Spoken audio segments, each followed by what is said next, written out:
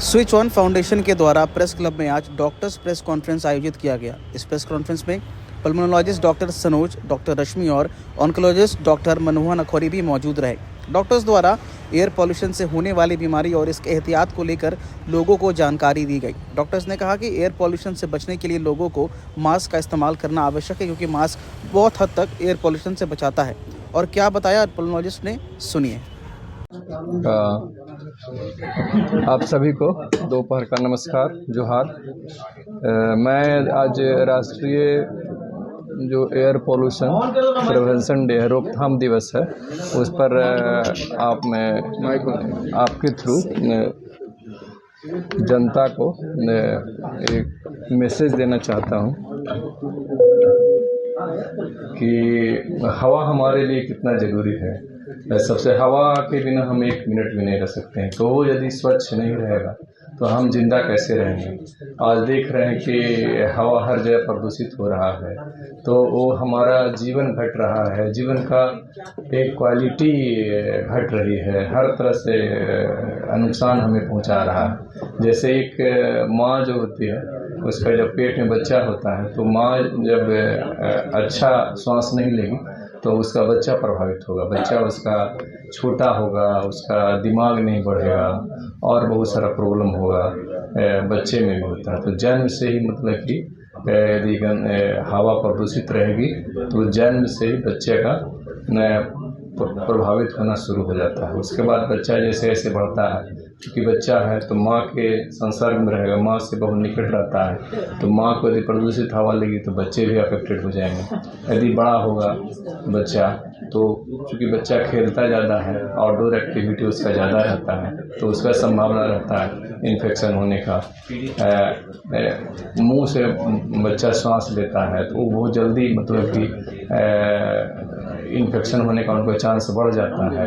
सांस का जो है कि गति उनका ज़्यादा होता है, तो जल्दी जल्दी सांस लेते हैं, तो प्रदूषित हवा रहेगा तो बच्चा में ज़्यादा प्रभावित होते हैं। तो बच्चे को हर तरह का बीमारी, जैसे कि लंग में जाएगा तो वो ये है कि एलर्जी है, निमोनिया है, दमा है, स्किन का बीमारी है, फिर उससे हार्ट का बीमारी होता है, दिमाग का बीमारी होता है, हमारा किडनी असर होता है, इंटेस्टाइन असर पड़ता है। मोटे शब्द में हम कह सकते हैं कि बॉडी का सारा सिस्टम प्रभावित होता है ना।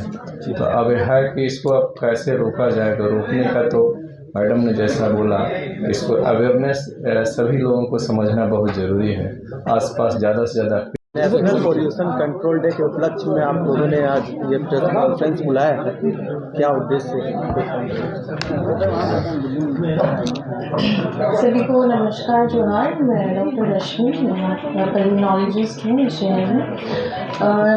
आज नेशनल पॉल्यूशन कंट्रोल डे जो सेलिब्रेट किया जा रहा है, उसका इस प्रेस मीट के माध्यम से ये उद्देश्य मानना चाहेंगे कि मीडिया के थ्रू लोगों में पोल्यूशन की, एयर पोल्यूशन की स्पेसिफिकली जो है अवेयरनेस, जागरूकता और बढ़े लोगों में।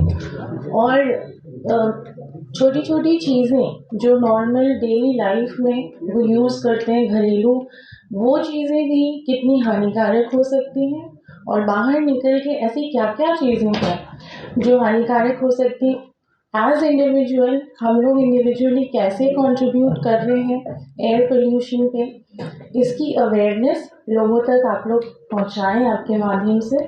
और हम लोग इसमें क्या प्रिवेंटिव मेजर्स ले सकते हैं कि हम एयर पोल्यूशन को एटलीस्ट अपने लेवल पे कंट्रोल करें। बोलते बूंद बूंद से जो है सागर भरता है, तो आई थिंक हम सबका इंडिविजुअली एक रिस्पॉन्सिबिलिटी है, दायित्व है कि हम इस पे काम करें। मैडम, कैसे एयर पॉल्यूशन के कारण जो बीमारियां होती है उसको कैसे रोका जा सकता है, उसको क्या प्रिवेंटिव मेजर्स लेते हैं? क्या प्रिवेंटिव मेजर्स लेते हैं? मैं क्योंकि छाती रोग विशेषज्ञ हूँ, पल्मोनोलॉजिस्ट हूँ, तो बिल्कुल एयर पोल्यूशन डायरेक्टली रिलेटेड है मेरे मरीज़ों से जो चेस्ट के डिजीज़ेस होते हैं, जैसे आप लोग जानते हैं कॉमनली एस्थमा हो गया, COPD chronic obstructive pulmonary disease बोलते हैं, क्रॉनिक ब्रोंकाइटिस हो गया, लंग डेवलपमेंट इफ़ेक्ट करता है और लंग कैंसर इफ़ेक्ट करता है। तो इसे प्रिवेंट कैसे करेंगे? सबसे पहले तो इंडिविजुअल प्रोटेक्शन, मास्क।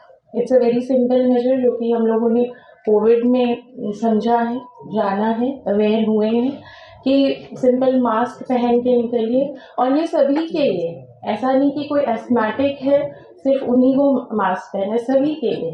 सिंपली खांसी हो गई, वायरल इन्फेक्शन हुआ, एक नॉर्मल आदमी को भी वो होगा। और अब तो क्योंकि Covid is like a normal flu, तो ये इन्फेक्शियस है, किसी को भी होगा। तो मेजर तो है कि मास्क लगाना है, सिंपल मास्क या N95 mask. Specially air purifiers हम लोग इंडोर में हम लोग लगा सकते हैं घर पे। जो अभी ठंड का समय है, हम लोग चारकोल यूज़ करते हैं ना गर्मी करने के लिए। तो ये अवेयरनेस होनी चाहिए कि हम चारकोल यूज़ कर रहे हैं, हमारे को भी नुकसान कर रहा है ना। वो सिम्टम्स धीरे धीरे प्रोग्रेस करके बीमारी में डेवलप हो जाती है। तो ये शुरू से हमें वो करना है। सिंपल कुकिंग गैसेस, घरेलू लोगों में कुकिंग गैसेस हम लोग कोयला और लकड़ी ना यूज़ करके LPG यूज़ करेंगे।